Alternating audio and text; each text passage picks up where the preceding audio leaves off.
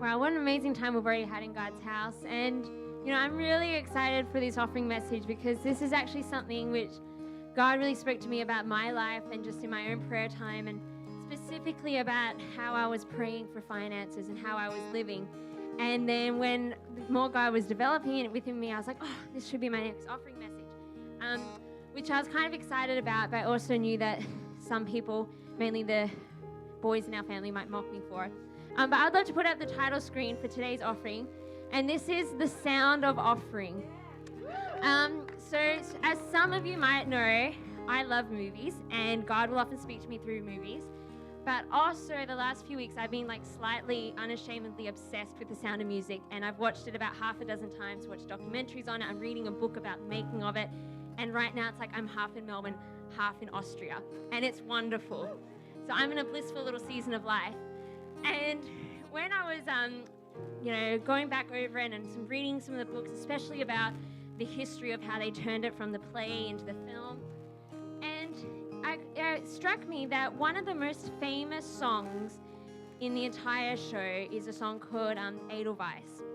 And, growing up, I still remember the day I bought the Sound of Music CD from JB Hi-Fi, and I remember putting it on in my room and just being like, I love this. And I remember it made me fall in love with musical theater. And so I've grown up with this soundtrack. But I remember as a kid thinking that was the most boring, silly song. And I was always like, it's really overrated. And everyone's like, oh, it's such a beautiful song. But I was like, I was always like, is it really? I always thought it was kind of silly because Edelweiss, and I think there's a thing on there, is actually a flower.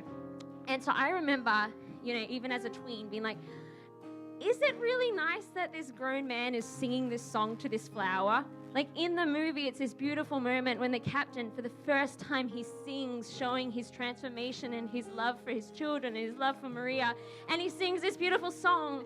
But I was like, about a flower. I'm like, I know it's meant to be patriotic. I get it. But I was like, I think it's kind of silly because literally here he is singing. I was like, it'd be like me singing, oh, daffodil, I love you. I'm like, it's not that profound of a song. And I think in the next one, there he is. It is now my favorite moment of the movie, just so you know. And if you go to the next one, where I think it's got the lyrics to it, Edelweiss, every morning you greet me, small and white, clean and bright, you look happy to meet me. As a kid, I'm like, he's just said a flower looks happy to meet him. And I think that's really silly. And it was a few years ago when I was going through another stage of being obsessed with the movie and watching a whole bunch of documentaries. And I saw an interview, and I think it's with the president of the Rodgers and Hammerstein's company. I think that's who it was who was speaking. But he was sort of breaking down all the songs and all the ways the songs kind of moved throughout the play and how it helped the script move along. And when he got to this song, he said he thinks it's one of the most brilliant songs and one of the most simple yet brilliant songs. Because he said you need to realize that although, yes, within this spot in the movie, you need to show that the captain is changing, so he wants to sing a song. They said, yes, you get that he needs to do that. But he said you also watch it through the filter of knowing that in this next act, this captain is going to leave Austria for the safety of his family because the Nazis are invading. And he said they could have written a song about his love for his country, and they could have written a song about him just saying how much he loves Austria, how much he loves being Austrian. But they said the symbol of the fact that he's actually singing a love song to the land of Austria. He's not singing that he loves to be Austrian. He's not singing that he loves his country. He's actually singing that he has this profound love for this land that he lives on. And what the guy said was that you realize how meaningful it is when you realize that the one thing he can't take with him when they leave is the land. Yes, he can still be Austrian even though they might have to flee. Yes, he can still love his country, but he cannot take the land with him. And they said such a simple song, but suddenly you see it through this filter of he's actually singing, and through seeing how much he loves this land, you actually realize how much he loves his family. Because it's not just oh yeah, I love my country, it's hard to leave. It's he's singing his favorite song is about the beauty of this land. And he's singing that, bless my homeland forever. The very land that he's living on is about to be invaded. He's about to lose the one thing he can't get back. And I think if you go to the next one, the next slide here. You know, like I was like, hey, I didn't even know what the national flower of Australia is, so I had to Google it. But I'm like, you know, for me, if I sang a song about Australia, it would be, yes, I love being Australian, but for me, it's the people of Australia. It's my home. That's why it's so important to me. But imagine if someone said, why do you love being Australian? And I say, the only way I can describe it is through the flowers. It's through the land. It's through the red dust. It's through the through the animals. Because effectively, even if me and my family left, I could never bring that with me. And the reason I say all this is that suddenly a few years ago when I was listening to that interview, and then when I rewatched it, I was like, it is such a simple moment, and here he is just sitting on the couch with his guitar, but you get this almighty revelation of who this person is, of how much he loves his family. And what God spoke to me then a few weeks ago when I was watching it was he said, all your life you've always thought that he was quite silly singing this song, and you thought it was kind of a nonsensical little tune, which people just thought was beautiful. But he said the more that you've actually studied the layers of this and understand how this song actually then affected the rest of this story, it's now the most profound moment. And it's like when we watch it, you know, the guys can, you know, I made the boys watch it a few weeks ago and they went through it on a Sunday afternoon. But when this moment came on, I'm like, everyone stop. I'm like, this is such a beautiful moment. And what God said was that, you know, the simple word of Edelweiss to others could sound silly, but when Christopher Plummer sat down and sang it, all he had to do was sit there and sing it because like there were so many layers to this song. And he didn't have to do a big song and dance. It was like, no, he was fully grounded in what this song meant.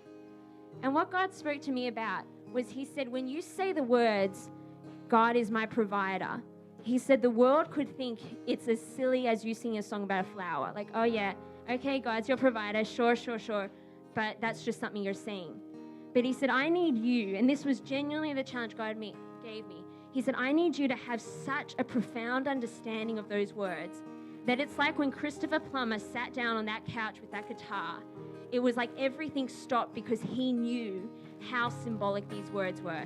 He wasn't questioning this song when he performed it. He wasn't thinking this is kind of a silly song about a flower. No, he knew this song is completely dictating my character's future.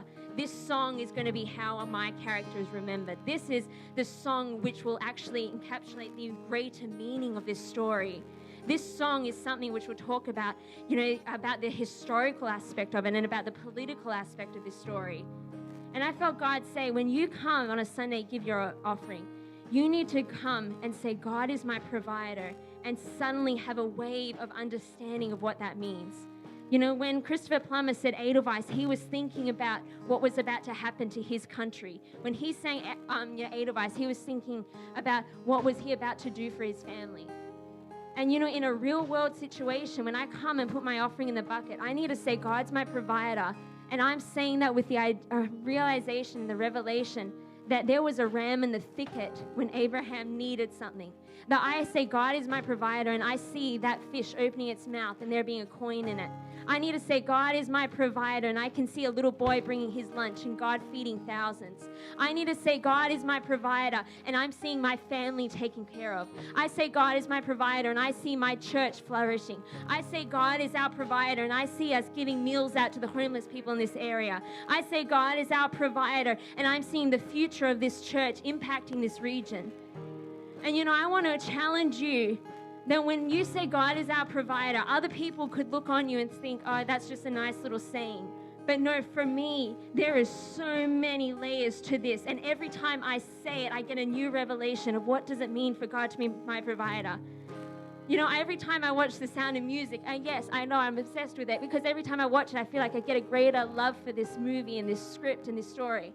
But in such a greater way, every time I say the words, God is my provider, I feel like God gives me a new understanding of what does that mean? What does it mean to trust God with my finances, with my resources, with my future?